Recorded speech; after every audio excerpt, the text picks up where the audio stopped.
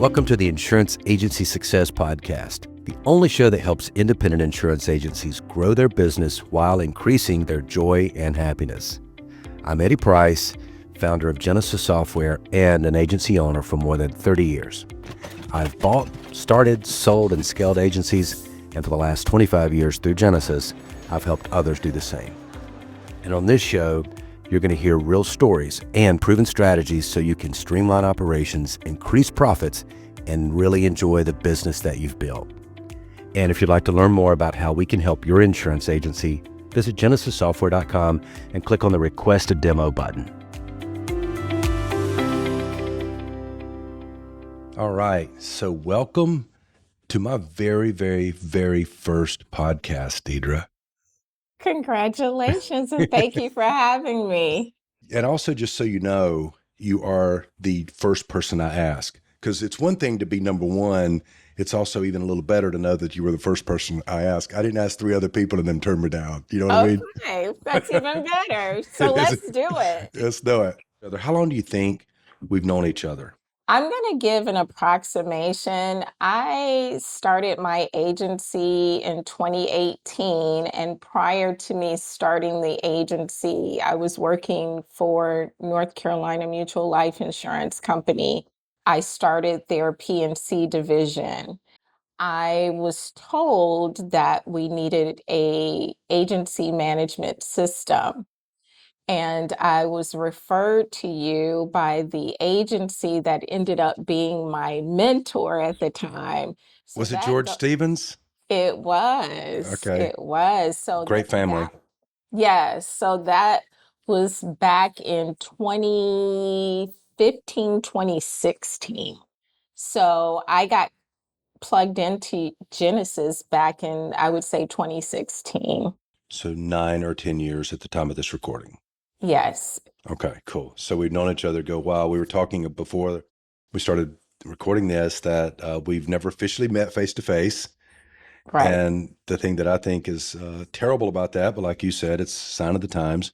We live less than an hour apart.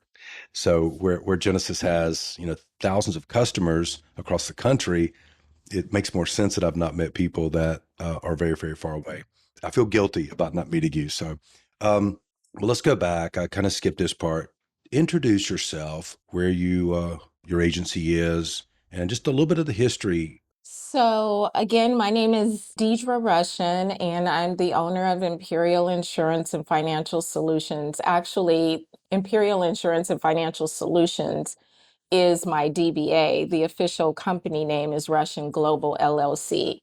We started in 2018 offering your Monoline home and auto. I think that's usually how everyone gets started.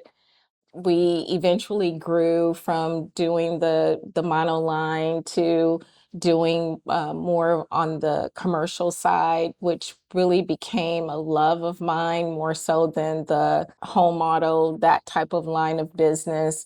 And now my love has really, really flourished in the group space. So I'm enjoying the group worksite benefits as well.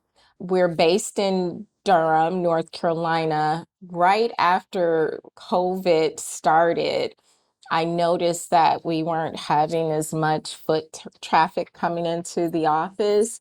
And so I made the decision in 2022 to close the office and go 100% remote.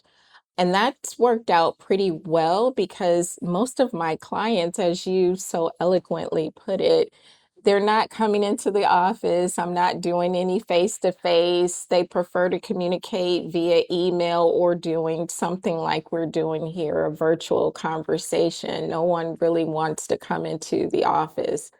So from a dollars and cents standpoint, I no longer have all of that overhead cost of maintaining an office, the lease, the insurance for the office, the phone, the manual, because I had at that time a actual landline phone. So I got rid of all of that. So it's worked out really well, and it has allowed me to be more mobile and flexible. And it has given me a nice work-life balance because I can work anywhere. And I love that autonomy. Yeah, we're the same way. And, we started Genesis almost 30 years ago. And so at the time when you came on and became a customer of Genesis, we still had an office in Forest City, North Carolina, which is western part of North Carolina. But even by the time you had come on as a customer, Lisa and I had moved to Elon, Burlington area. And so we were remote at that time. And so in January of 2018, we finally went 100% remote, just like you said you had done. And same experience for us. There's certain things that are nice about giving somebody a hug or shaking their hand or working side by side. There's value in that for sure. But there's all the cost savings and efficiencies that go along with remote work is hard to argue against. It's probably not for everybody, but we've enjoyed it as well. So, what did you do before? You said you started up the PNC division for another company that was in the life insurance business. What did you do prior to that? Were you in insurance prior to that? No, so my background is totally out of the risk management arena altogether. I have a master's in social work. Most of my adult life, I have been in the mental health field. So, doing counseling for couples, for families within the government. So, I've worked for state government and local government. So, I made the decision in 2010 to walk away from that arena and get into insurance. Initially, I thought, because people were like, wow, you're a social worker and you're doing insurance. They were trying to make the connection.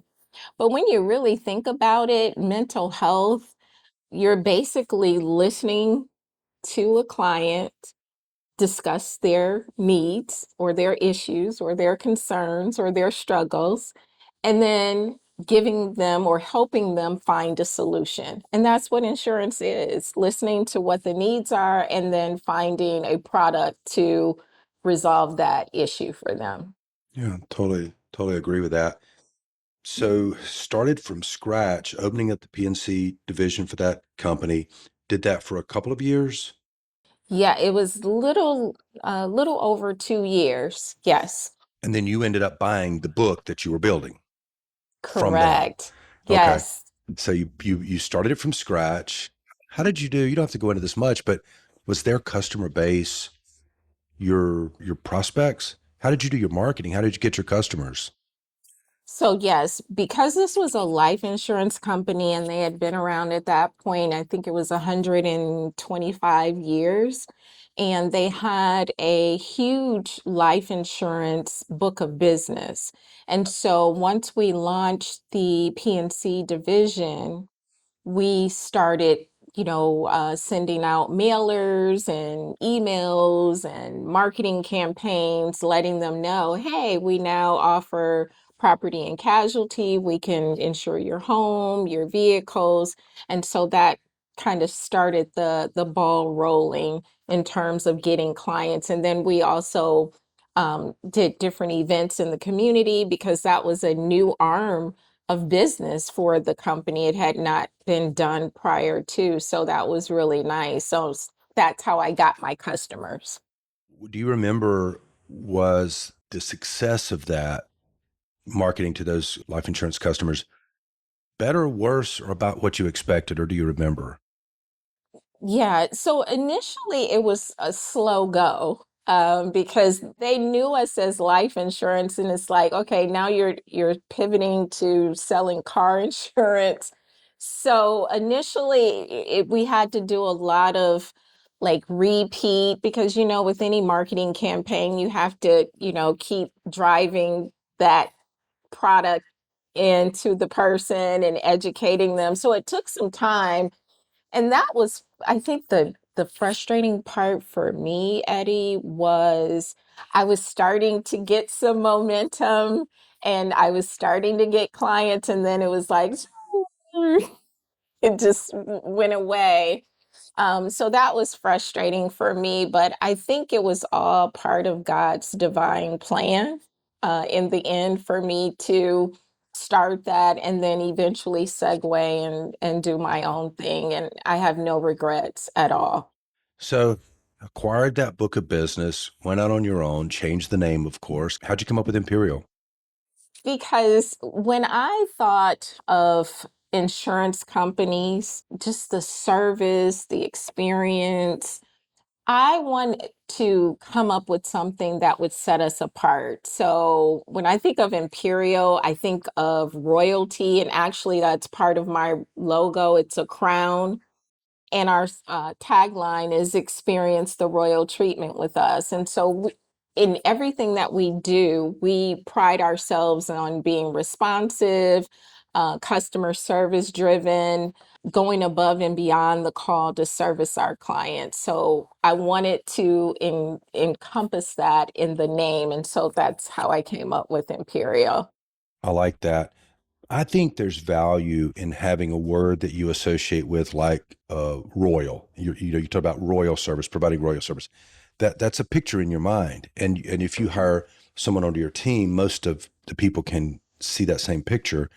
And we've started using the concept of delivering world class service, and so that's similar to me. So when I'm on a call with one of my team members, and I ask them, "Do you think that was world class service? What you did?"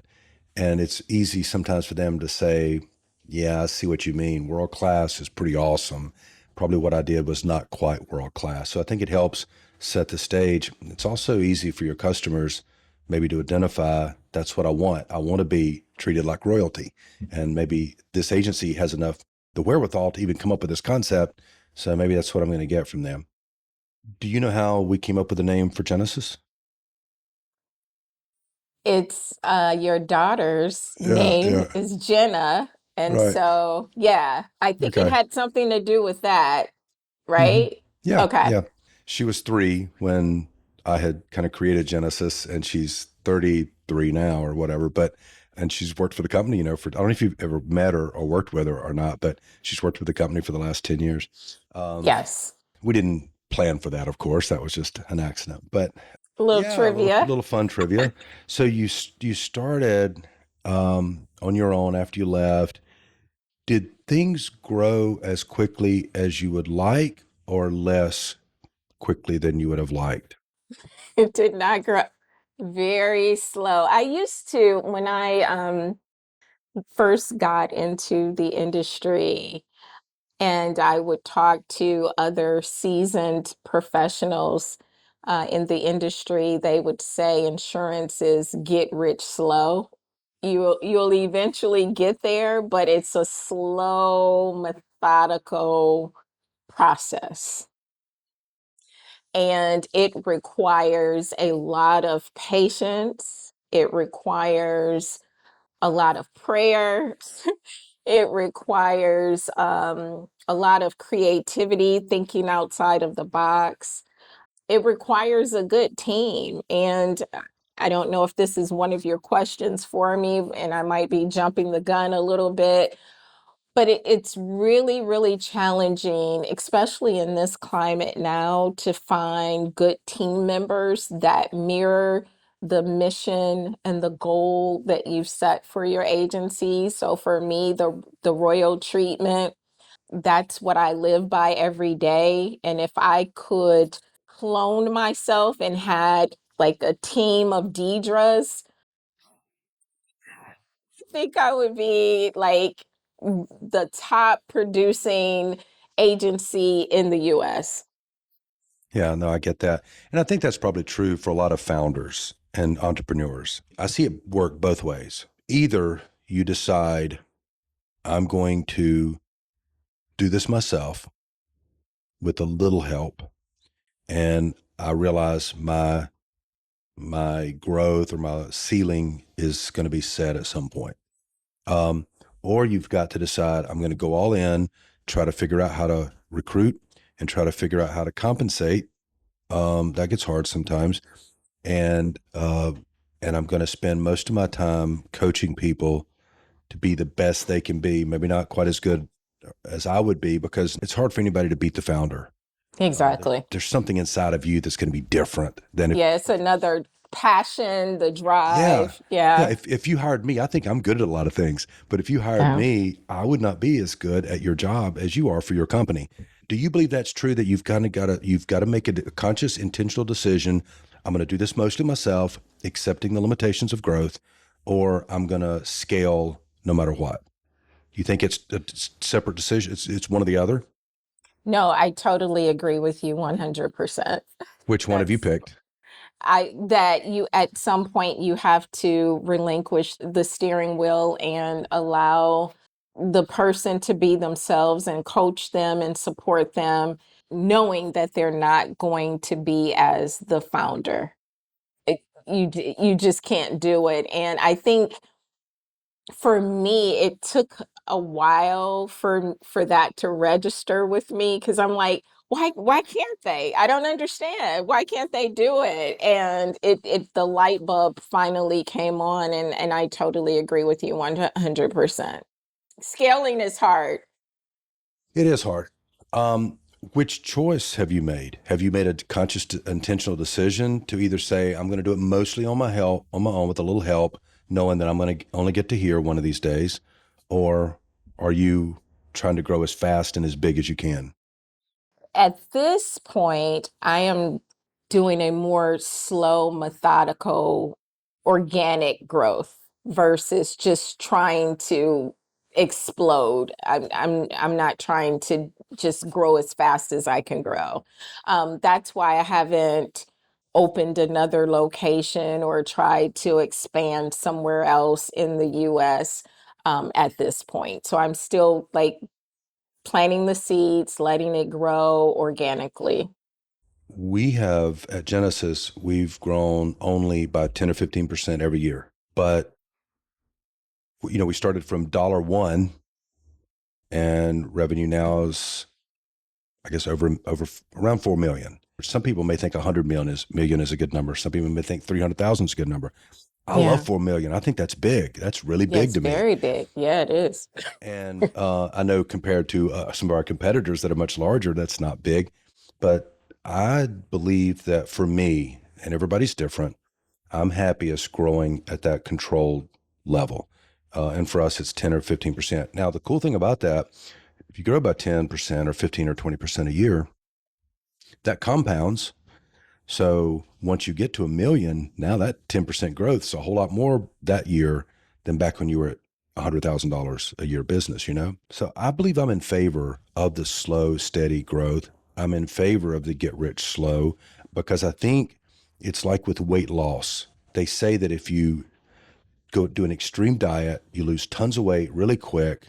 The chances of you being successful with that long term, I've heard, is not all that great. Whoever they is, they say that if you lose your weight slow, that you're more likely to keep it off long term. So that's my analogy for, and my excuse for growing slow, is that I think it's healthier long term. I've had doctors tell me that. Okay. Oh, first of all, do you have any team members now?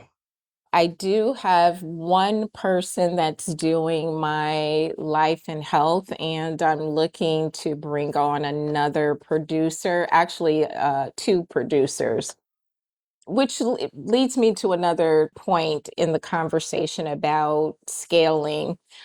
I've heard so many of my peers talk about the possibility of using virtual assistants. So you hear of people using the VAs that are in like foreign countries and how that has helped them.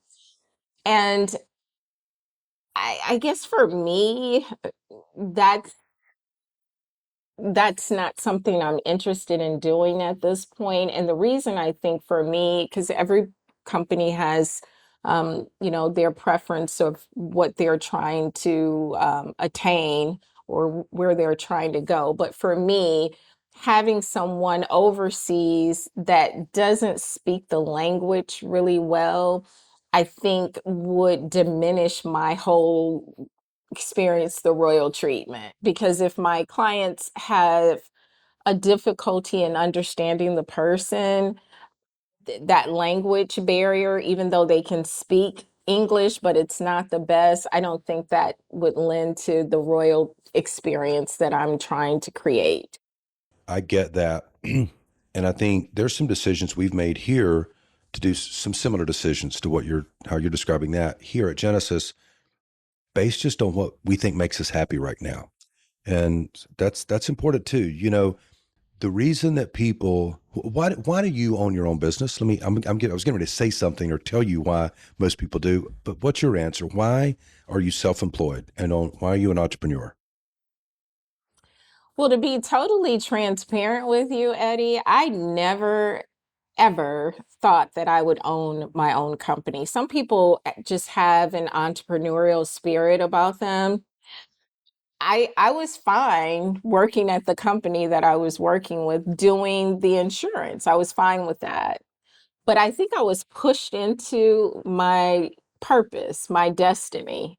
So I never said, oh, I'm going to be a business owner. Oh, that's going to be so cool. I never thought of myself as being a business owner. I always thought that I would work for someone. Now that I'm in this position, I could never work for anybody again. I love the part about being pushed or pulled or led or called to something, and it's not what you necessarily worked hard to grind and engineer for yourself. Because a lot of times, what we work so hard to get what we think we should be doing, we get it wrong. And if we let the calling kind of happen to us, I think you end up right where you're supposed to be. But no, I think a lot of people want to be, and they get this wrong sometimes. People are employed, and they've never been self-employed, and they think they want to be self-employed because they want the easy life. It took me a second to Yes, quit I laughing there. wanted to laugh. Like, yeah, But go ahead. but I'm sorry. but I'm just going back to the point where I got me off on that tangent by you making some choices about staffing. I think it comes down to what makes you happy. And you can make choices. You might hire virtual assistants really cheap out of the country, and you may get a good return on your investment. I don't know. I've not done that really. But I think there's a point where you just say, this is what I want to do. I don't want to do that, or I do want to do this. And that's one of the advantages of being self-employed and owning your company is you don't have to always do what others tell you is the right thing to do financially. I should probably take venture capital money for Genesis. I've never done it. If I were a big time Wall Street businessman, I probably wouldn't understand that this is what I need to do to have this company 10x. But that's not what I want to do. I'm happy. I want to do what makes me happy. So sorry I went off on that tangent. So what is your magic wand then? You've got a team member now. You may add one or two in the future. You realize, like every agency owner does, that it's hard. That's the hardest piece. Sometimes it's hard getting carriers, but it's mostly not hard for insurance agents to sell, to explain coverage, or provide good customer service. Most insurance agencies are pretty good with that. The number one hard thing is finding amazing team members. Probably the second hard thing is either marketing for growth and it's either second or third. The third would probably be getting the carriers that you want. Are those the top three? Marketing, growth, team, and carriers. So I would say the two, the marketing and the team members. The carriers, that has never been an issue for me. I have all the companies. Actually, I have more companies than I even use right now. So that's not an issue for me. It's more the marketing. And believe it or not, I'm going to let you in on a little secret here today, Eddie. Can't tell anybody. I won't tell anybody. I do not do any marketing at all. I do not actively do any marketing campaigns. All of my clients that I have to this day are from referrals. Like 100% almost. Yes. Do you ask for those referrals? Initially, I did. Every time I would, have a customer, they would have a good experience and I would ask. But I kind of stopped asking consistently. Every now and again, will ask. But for the most part, when my phone is ringing and it rings regularly, they'll say, oh, so and so had a good experience. They told me to call you. I created a pipeline of partners that I work with currently. So I have a team of financial advisors that handle all of my financial advising. So any of their clients that need insurance for their home, auto, or their business, they immediately send them to me. So I have a funnel from that way. And then I also have partnerships that I've created just on my own with other insurance agencies where maybe because I have so many carriers and they don't, they'll say, hey, can you do this for me? So that's how I've been. Now, there's a method to the madness. The reason that I haven't turned that faucet completely on is if it's like a mad rush of people coming in because of all of the marketing I've done, and right now I don't have the internal manpower to handle that, that would be like detrimental. So it's a balancing act, if that makes sense. You said you don't do marketing. I would argue that you don't do advertising, but that you are a good marketer because you are marketing yourselves to your existing clients for them to send you referrals. You're marketing yourself to these partnerships. So I think the word marketing does apply probably to what you're doing. You're just not spending money on Google ads and putting, you're not doing advertising. You're not, like that kind of thing. So what you're doing is very smart. I would think your closing ratio is higher because of the way you're getting to these customers. You're not buying leads. You can buy leads for insurance, and I've done that because I was an agent for almost 30 years, and owned several agencies, and we've tried everything through that time. And so those leads that you bought were often not that great a quality. But for you, you're probably having a good closing ratio, and I think your retention would measure out better for those customers than fly-by-night customers or people that through adverse selection are finding you because they can't find anybody else. I'd sent you an email a week or two ago. We were talking about, I said, hey, Deirdre, would you mind being my very first guest on my very first podcast? We were trying to come up with a date, if I recall right, when we could do this. And I said, well, I can't do it this week because Lisa and I are going to be the Bahamas. We're going to be out of town or something. And your response was, so glad you guys are taking time for work-life balance. So do you think about the work-life balance? Are you intentional about not being a workaholic, or are you a workaholic? That's an excellent question, Eddie. So initially, when I started this process of creating Imperial and working for myself, I was completely out of balance. And I knew I was out of balance because, again, my background is in mental health, and that's very important to have that balance. But I was totally off kilter. I worked 7 days a week. I worked even in my sleep because if I woke up and I thought of something, I had a pad next to my bed with a pen, and it's like, oh, I need to do this when I wake up. And I was doing this constantly. And I went probably for 2 years that way. And I hit a wall. I was like, I'm burning myself out. I'm not coming up with any fresh ideas. I'm just running, running, running, running, running 7 days a week. Now I'm to the point in the business that I definitely take time for work-life balance. My son is in the military, and right now he does deployments kind of all over. Right now he's in Italy, and I'm going to go see him there. I just came back from South Korea. He was there before going to Italy. And I'm going over to Malaysia. So I'm getting out, I'm still working, and it has been wonderful for my um, sharpness, creativity. Just it's just been good for my health all the way around. So I definitely am intentional about taking time out for yourself, be it for family, self-care, um, whatever you need to do. I think that's so, so important. Yeah, we agree. we have seasons or moments when you're kind of forced into working a little more. When you're self-employed, sometimes that happens, but we're right there with you. Most of my career, I have not worked much more than 40 hours. And a lot of people work 60, 70, and 80 hours. And I've pretty much, I'm almost 60, pretty much. And I started the agency at 23 or something before I started Jenesis. And uh, I've always been adamant about, and I've always been happy and healthy. So, except those seasons when things got out of hand and you started feeling Yeah. it, mentally and Yep. physically. What Yep. branch of military is your son in? The Air Force. Okay. How long has he been in the Air Force? Since he was 18. Okay. Well, And he'll be 30 in September. okay. Yeah. Our kids are similar ages then. Um, Yes. well, thank him for his service.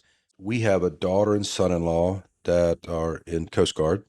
Uh, and Oh, I then didn't know you that. didn't know that? And as a matter, No. our daughter, she's in a week or something, she goes off to officer training, Mm, officer candidate school or whatever. Anyway, so she wants to be an officer. So her husband will have to salute her. Um, and I then love it. our son graduated from NC State with a degree in aerospace engineering in 2020, roughly, and he went straight into the Marines. So when you went straight in as an officer, and now you know what he does. I don't. What does your son do in the Air Force? He's been promoted, so he's a staff sergeant, and he manages all of the bombs that they load onto the aircraft. So anytime they have a mission, he oversees making sure that they're on the plane so that they can do their missions. That's awesome. Yeah. Our son flies a F-35 Bravo for the Marine. He's in the Oh my Marines. gosh. That So is so cool. yeah, Do yeah. you have any pictures of him doing that on the plane? Yes, I'll have Lisa send. We've got a few. I've got one that we can share. Okay. That's I'd that's love to see that. it looks a little Top Gun like, from Yeah, the side. that's why I Uh, said I want to see yeah, that. yeah. So I'll make sure Lisa sends you a copy of that. So yeah, that's Okay. awesome. I'm proud of our kids then, for Yes, serving their country. definitely. And we don't have a big, strong military background. I don't know about your family, but so it was surprising to us that we've had two children and an son-in-law that's in there. So that's really cool. There are people that are been agency owners longer than you, and some that's been agency owners less time than you. Some that are just thinking about opening up an agency. What advice would you give to someone? They may not be where you are right now. They've not been in the business as long as you have. They don't have the referrals coming in like you do. They don't have the luxury of having all the carriers that they'd like. A lot of agencies don't have all the carriers they would like. What advice would you give to a younger you? If I had to give advice, I would start by saying that it's so important to have a support system, first of all. Because it's rough starting any business from scratch, be it insurance or grocery store or a hair salon. It's hard starting a business, and so you need the support of your family. As it relates to the insurance side of things, I would say um, it's good to really decide early on what you want to focus on. I know for me, when I started, I was like, I'm gonna do it all. I'm gonna do everything. And as time went on, I found for me, I got the most bang for my buck and time when I focused in on a particular area. Because I thought agents were crazy when they only like did just one line and nothing else. I was like, oh, they're missing out on money. They're leaving money on the table. But I think that's so important to decide where your focus is going to be and then focus on that. I agree. Being focused is important. And if you're focused on everything, you're focused on nothing. And that's why we only deal with insurance agencies. We do software, we do marketing services just for insurance agencies. Any other advice? I would say what I had told you before, it's a slow process unless you decide that you want to go out and purchase a book of business, like, and come in with clients. But if you're starting from ground zero with nothing, it's a slow process. If you decide that you want to purchase or acquire a book of business and make that investment early on, it still requires a lot of, growing it and, having the right team of people around you to support you to keep that book of business intact because you're only as good as your team. Right. Okay. Good advice. Are you a big reader? I like audiobooks. So when I'm driving, yeah, I like to use my time either doing what I'm doing here, listening to a podcast and gaining insight while I'm driving because we spend so much time in our cars. Are you more of a podcast person or an audiobook person? Audiobook. Audiobook. Hmm. Have you ever read Simple Numbers? No, I have not. One of my tricks is I'll do audiobooks and this kind, or sometimes like Kindle, because I can listen and read, and it feels like I retain more and I can reference back more. But if you might enjoy that book, it's about business and money and profits and staffing. This is a good book too. I just happen to have these laying here. I wasn't doing this, but Profit First. Have you ever read that? I love it when I read a book or go to a seminar or listen to a podcast and I can write a to-do item down, But yeah, Profit First and Simple Numbers, Big Profits. Those are books that we've read recently that we liked. So, um, if anyone, Deidre, wanted to connect with you and get some advice from you, ask you why you have companies that they're trying to get companies, how would be the best way that they could connect with you? LinkedIn is good. I'm there. They can use my email. They can go to my website. All of my contact information is there. www.imperial-ins.com. And of course, I'm Deirdre Rushin on LinkedIn under Imperial Insurance and Financial Solutions. I would think there could be some people that says, I've got a couple questions. So they could maybe want to give you a connect with you.